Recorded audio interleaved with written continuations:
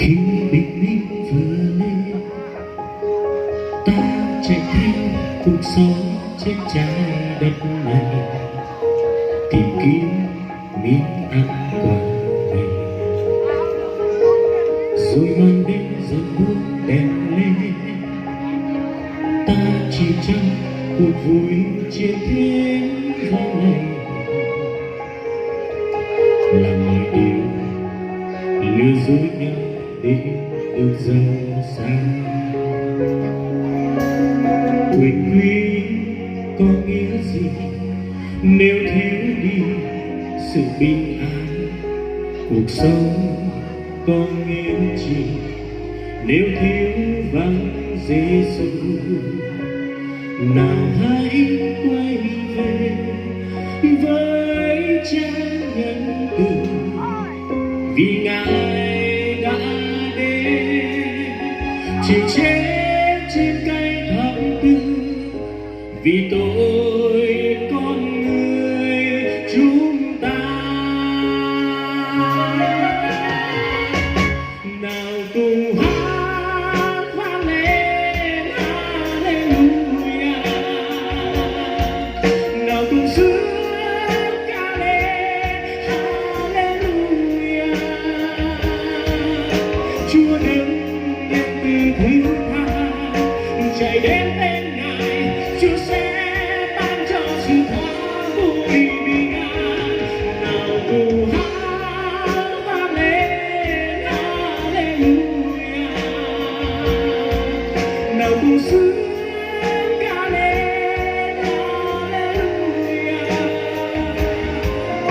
Vinh hiển thuộc về Cha, nước thiên đàng đang đợi chúng ta.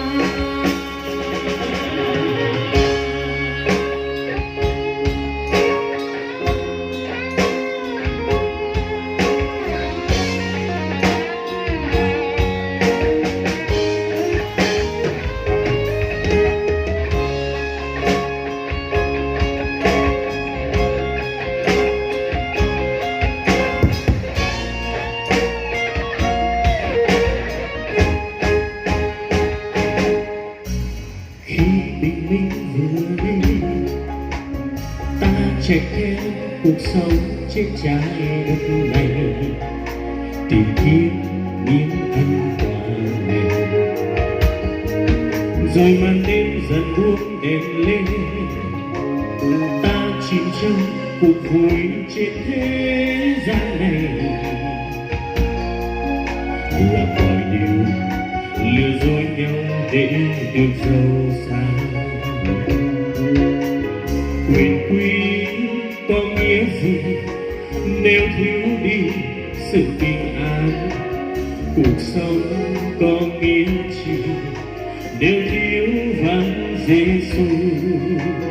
Nào hãy quay về với Cha nhân từ, vì Ngài đã đến chịu chết trên cây thập tự vì tội con người chúng ta. Nào cùng hát vang lên Hallelujah, nào cùng sướng ca lên Hallelujah. Chúa đứng nhận từ thứ tha, chạy đến bên Ngài, Chúa sẽ ban cho sự thoát vui bình an. Nào cùng hát vang lên Hallelujah, nào cùng sướng ca lên Hallelujah. Vinh hiển thuộc về Cha, nước thiên đàng đang đợi chúng ta. Nào cùng hát vang lên Hallelujah, nào cùng sướng ca lên Hallelujah. Chúa đứng nhân từ thứ tha, chạy đến bên Ngài, Chúa sẽ ban cho sự thoát vui